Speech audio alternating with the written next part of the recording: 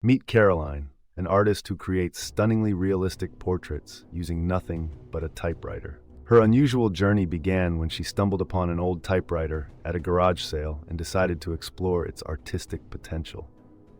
Instead of traditional brushstrokes, Caroline meticulously taps out symbols and letters, crafting intricate images with depth and emotion. Each portrait can take several weeks to complete, as she types different characters to create shading and texture.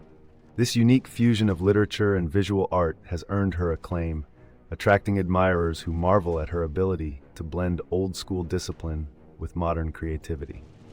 What's your unusual talent, and how do you express your creativity? Share in the comments below.